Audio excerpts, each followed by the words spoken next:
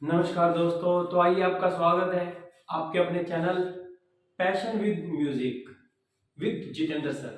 Okay, तो आज का जो हमारा टॉपिक रहने वाला है वो रहेगा राग मालकोश। जैसे कि आप सब जानते हैं, ये राग मालकोश +2 का सिलेबस है। उसमें आपके राग के टॉपिक हैं। जितने भी राग के टॉपिक हैं वो आपको जो मैं पैटर्न कराने वाला हूँ वो इस टॉपिक के जरिए आपके बिल्कुल क्लियर होने वाले हैं। तो आइए शुरू करते हैं। राग मालकोश ज़्यादा समय न लेते हुए थोड़ा बड़े अच्छे से ध्यान लगा करके आप पढ़िएगा। राग मालकोश, इसको राग मालकोश, मालकंस, मालकोंस भी कहकर बुलाते हैं। रागों के टॉपिक को समझने से पहले आपको एक बेसिक पता होना बेटा बहुत जरूरी है, जो मैं आपको पहले करवा दूं। उसके बाद आपका ये राग का टॉपिक ऐसे चुटकियों में हो जाएगा। अदरवाइज बच्चों को आरोप रोप अगर बनाने में बड़ी दिक्कत आती है, बच्चे रट्टा लगाते हैं। आपको वो चीज बिल्कुल भी नहीं करनी वाली। देखिए, उससे पहले आपको पता होना चाहिए म्यूजिक में कुल स्वर कितने हैं। ये आप अलग से नोट कर लीजिएगा, अलग से राइट डाउन कर लीजिएगा। कुल स्वर है 12। ओके, जिसमें शुद्ध स्वर जो आप सभी जानते हैं, बचपन से आप सबने सुने, सारे गामा पा धा नी सा।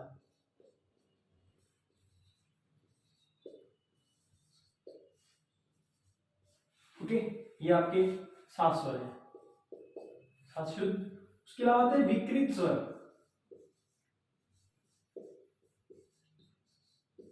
ओके, विकृत के आगे पार्ट होते हैं कोमल स्वर।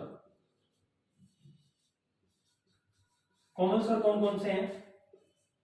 4 हमारे कोमल स्वर हैं, रे, ग, ध और नी। ओके, 4 कोमल स्वर हैं। उनमें से एक का पार्ट है विकृत स्वर का तीव्र स्वर, वो है म। मा मा के सेंटर में ये लाइन ऐसे लगाई जाती है। ये है 1। तो कितने हो गए बेटा? 7, 4 11 और 1 12। देखो, शुद्ध स्वर कौन से कहलाते हैं? शुद्ध स्वर होते हैं वह स्वर जो अपने निश्चित स्थान पर गाए बजाए जाते हैं।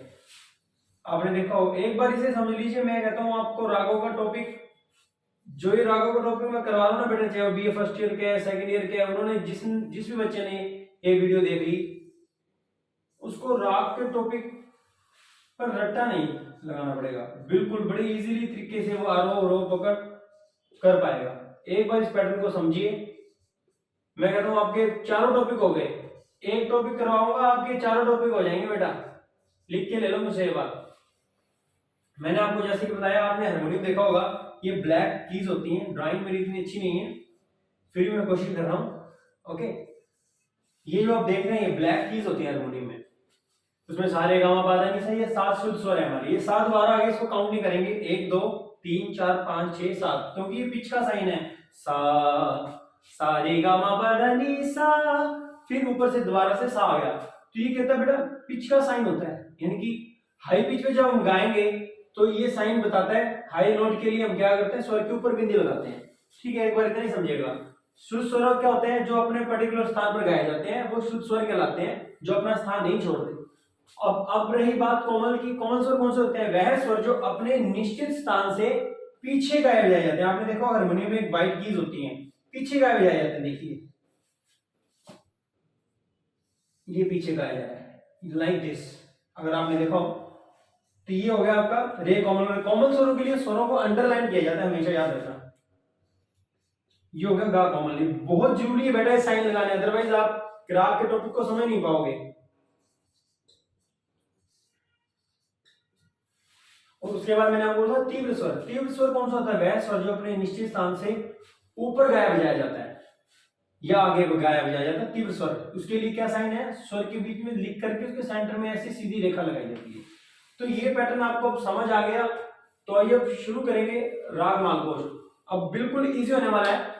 एक बार आप नोट डाउन कर लीजिए या स्क्रीनशॉट ले लीजिए, ज्यादा समय ना लेते ताकि वीडियो लंबी ना हो और आप भी बोर ना हो। मैं आपको लिख करके देता हूँ ये बात कि आपका टॉपिक समझो, चारों टॉपिक हो गए। एक टॉपिक का पैटर्न समझ लिया ना आपने, तो जितने भी आपके राग के टॉपिक है क्लियर हो जाएंगे। ऐसे मैं आपको ताल कराऊंगा, जितना भी आपका पूरा सिलेबस है मैं करवाऊंगा आपको।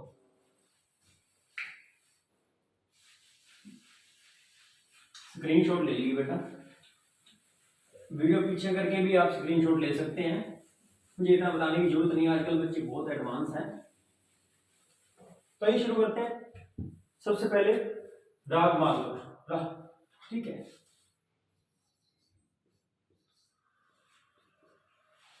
था, भैरवी, स्वर गा, धा और नी, कोमल,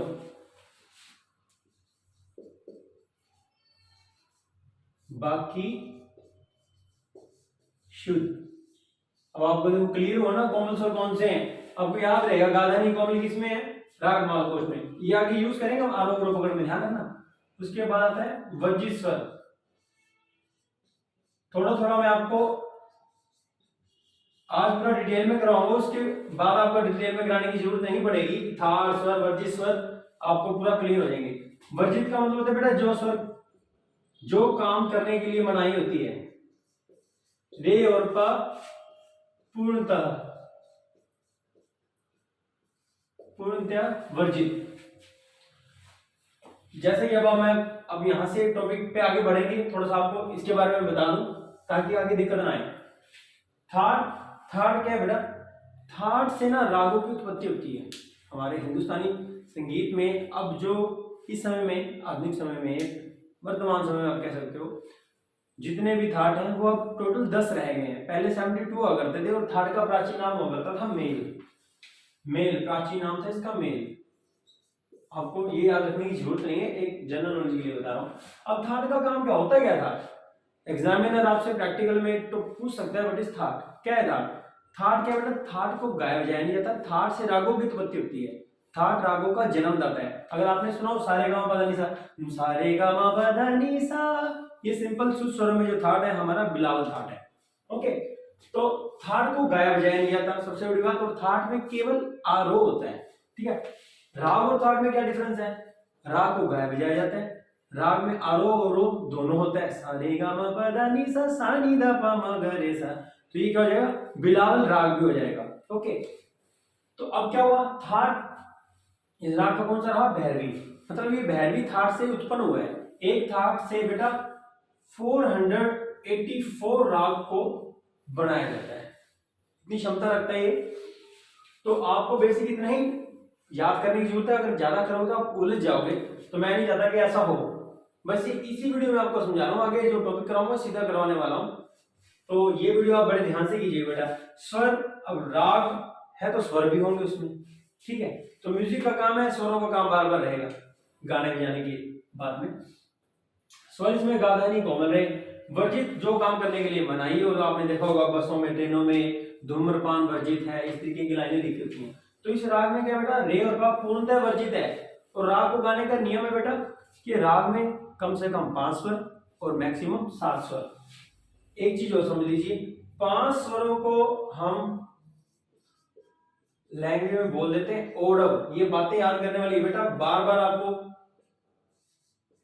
बोल रहा हूं मैं, ये चीजें पता होनी जरूरी है। ये क्या रहेगा, 5 को बोलते हैं बेटा ओडव, 6 को षाडव और 7 को संपूर्ण। अब आगे बढ़ते हैं। उसके बाद होता है बेटा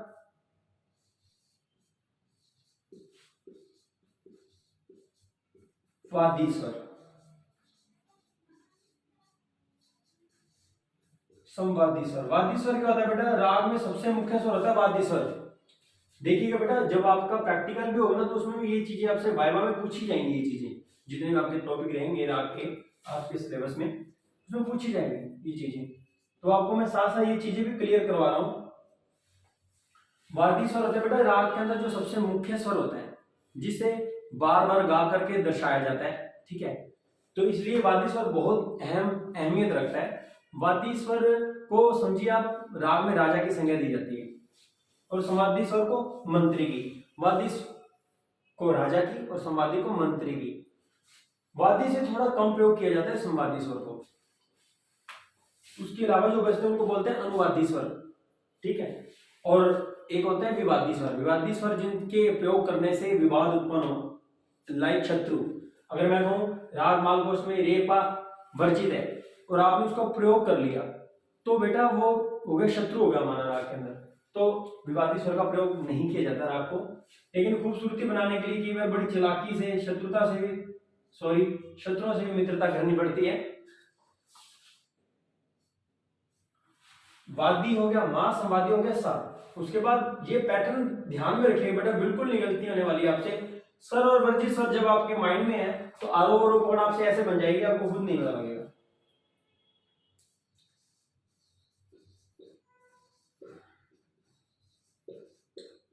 मिलता जुलता राग,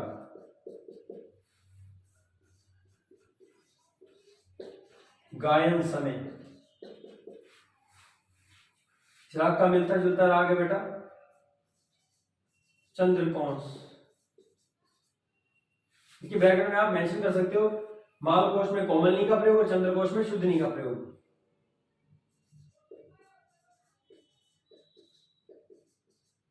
चंद्रकोश में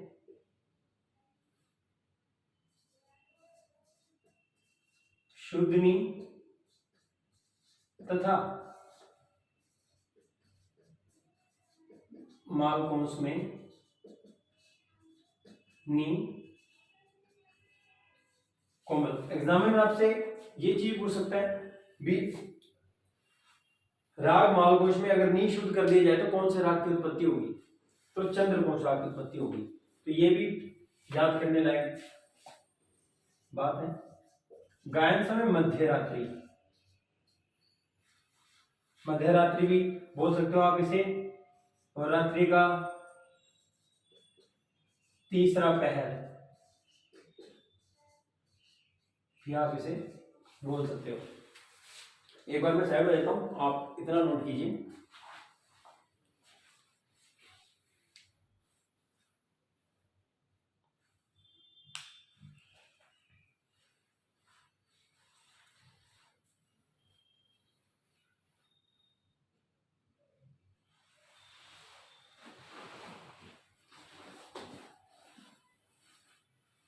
अच्छे से नोट कीजिएगा बेटा, ये बार बार मैं आपको बोल रहा हूँ, टॉपिक आपके बहुत ज़्यादा काम आने वाला है, चाहे वो बीए फर्स्ट ईयर का, सेकंड ईयर का, फाइनल ईयर का, जितने भी न्यू स्टूडेंट्स हैं और ओल्ड स्टूडेंट्स हैं, जो भी ये टॉपिक करेंगे बेटा उनको बिल्कुल भी दिक्कत नहीं आने वाली। एक टॉपिक से आपके सभी राग के जितने भी टॉपिक हैं बेटा वो बहुत अच्छे से क्लियर हो जाएंगे, आपको बार बार जरूरत नहीं पड़ेगी। तो आइए आगे बढ़ते हैं।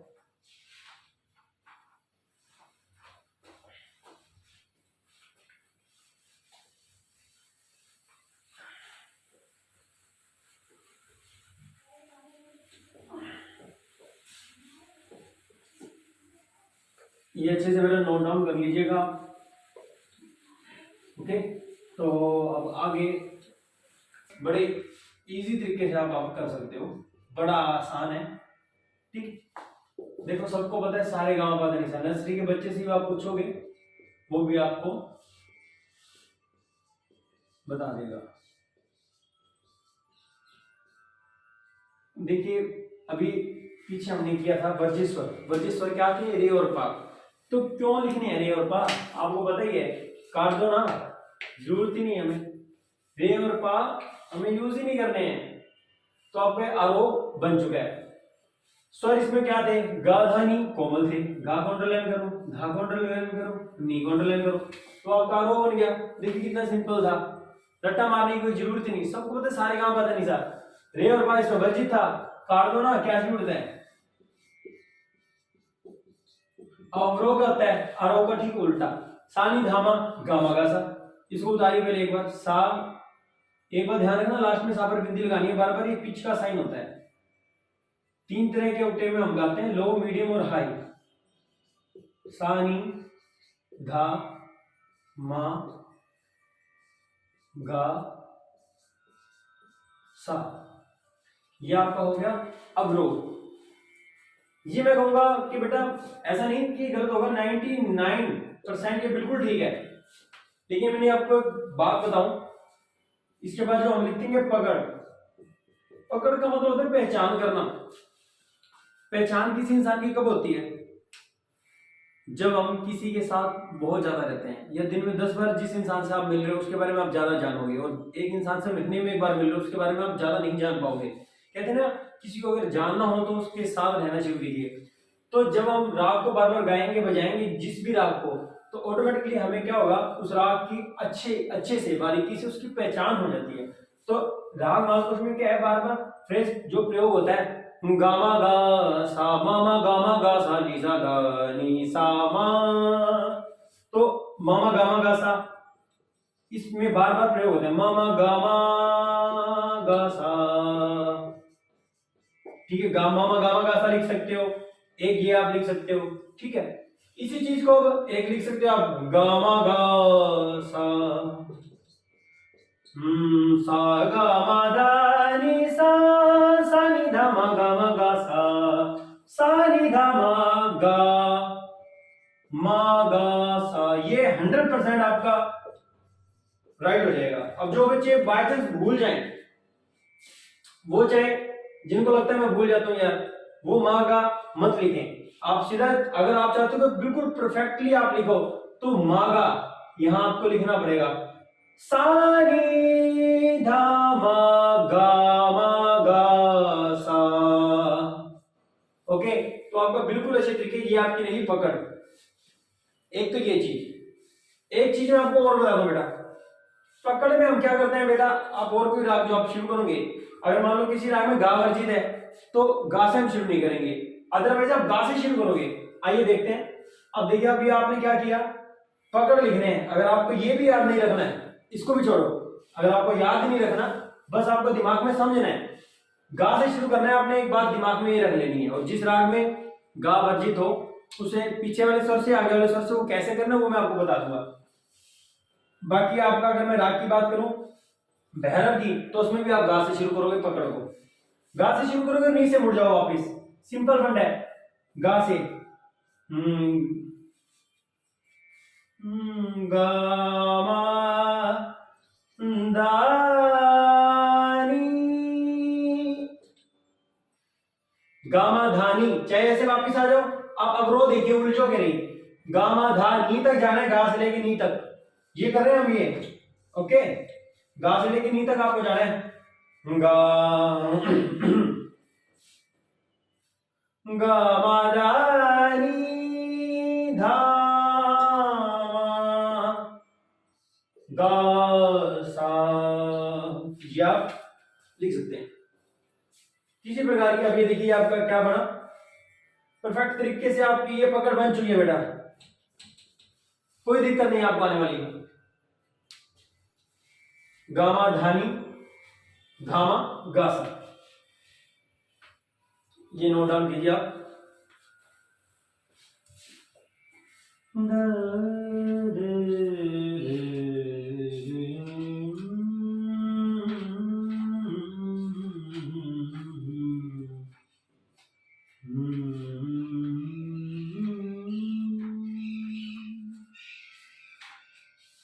अब आप इसी चीज को हम आगे एक्सप्लेन कर देंगे, जो आपने लिखा है बिल्कुल बढ़िया तरीके से।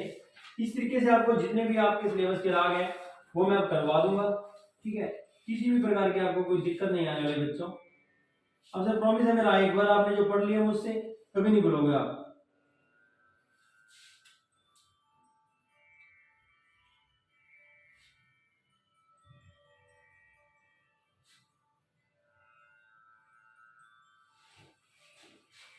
स्क्रीनशॉट ले लीजिए बेटा, समय बचता है।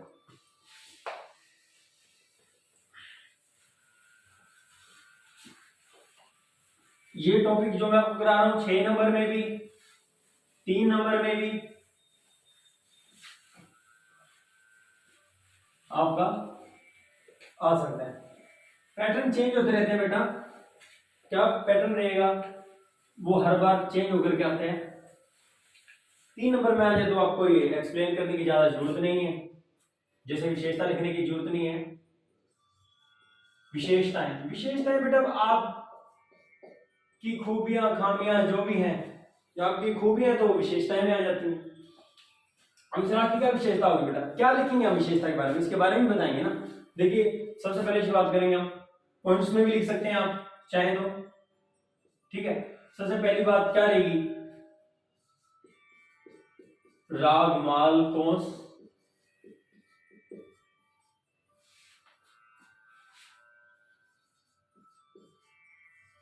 भैरवी थाट जन्य। जन्य का मतलब है जन्म लेने वाला, जन्य राग है से जन्मा हुआ राग है, या राग मालकोश भैरवी थाट से उत्पन्न हुआ है, ये भी आप लिख सकते हैं राग। परंतु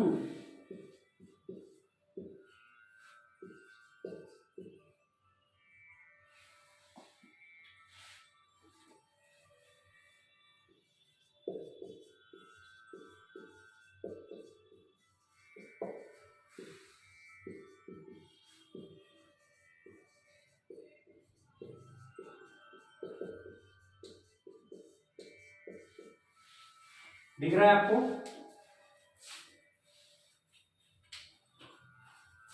ये लाइन आप नहीं भी लिखोगे तो भी चल जाएगा, इतना लिख दीजिए आप। आपको पता है क्या धार था इस राग का, तो आपको वही चीज बार बार एक्सप्लेन करनी है। ओके, दूसरी बात, उसके बाद हमने लिखा स्वर, इस राग में गाधानी कोमल और बाकी स्वर शुद्ध प्रयोग किए जाते हैं।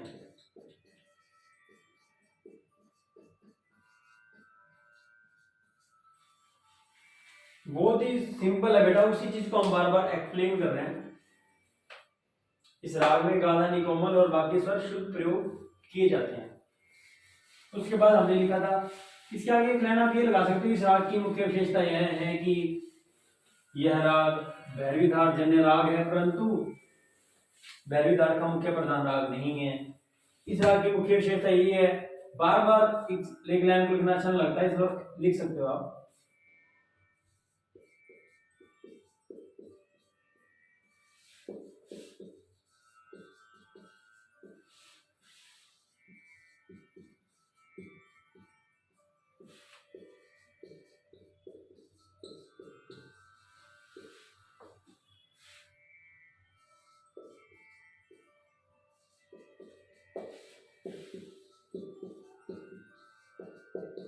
रे और पा पूर्णतः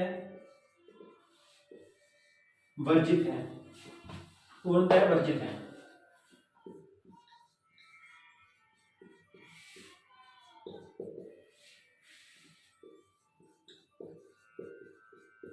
इस राग को मालकंस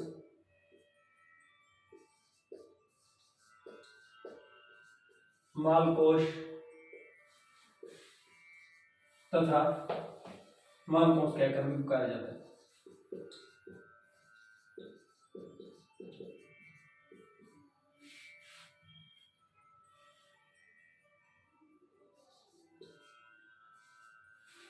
मालकोश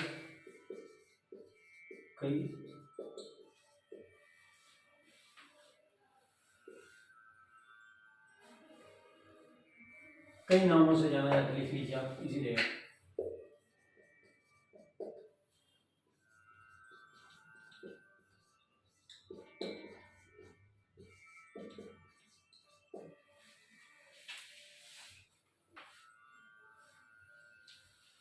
थोड़ा जल्दी लिखिए। बस बेटा मैं आपको बार बार यही कहूंगा, जो मैंने स्टार्टिंग में आपको चीजें समझाई है, कोमल तीव्र शुद्ध, ये स्वर आपको अगर अच्छी चीजें आपको पता है इन स्वरों के बारे में, तो आप गलती नहीं करोगे आपको करने में। और आपको अगर स्वर और वर्जित स्वर के बारे में पता है, ठीक है, कौन सा स्वर कोमल है, कौन से तीव्र है, ठीक है, और वर्जित स्वर क्या है, तो आपका आरोह अवरोह बिल्कुल गलत नहीं होना था। और विशेषताएं मैंने आपको बता दी, जिन बच्चों को कोई एक दो लाइनें ऐसे होती हैं जो हम अलग से लिखते हैं और नंबर नहीं कटेंगे उस चीज के आपके, जो आपने पहले एक्सप्लेन किया था उसी चीज को आपने एक्सप्लेन कर देना। लिख लिया होगा आपने बेटा।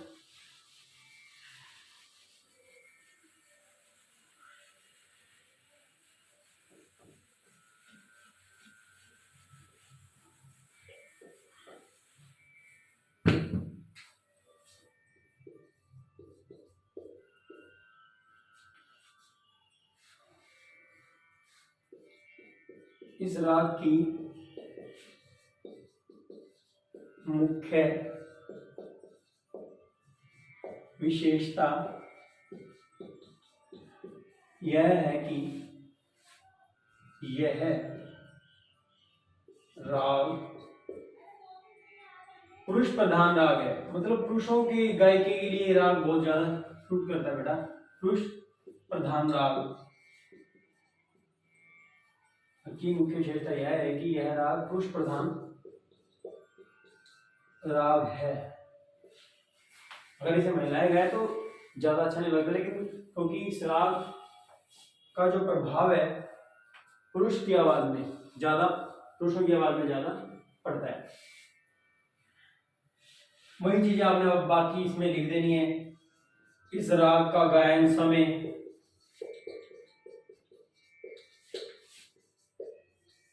रात्रि का तृतीय पहर है, तृतीय पहर है। ओके, और इसके बाद वही चीजें, इस राग का जो मिलता जुलता राग है, इस राग का मिलता जुलता राग चंद्र कौन है। तो बेटा ये था आपका राग मालकोश।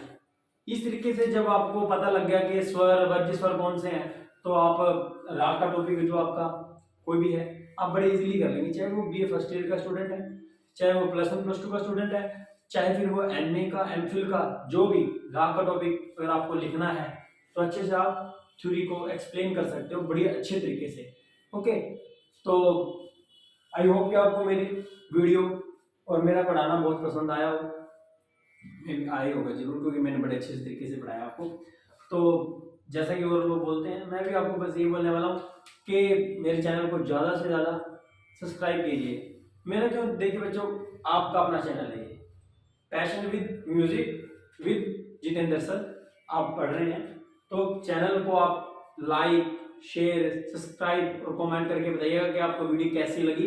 तो पैशन विद म्यूजिक चैनल को सब्सक्राइब करना ना भूलिए। ओके, पैशन विद म्यूजिक, मेरा म्यूजिक पैशन है बच्चों। तो बाय, मिलते हैं अगली वीडियो में।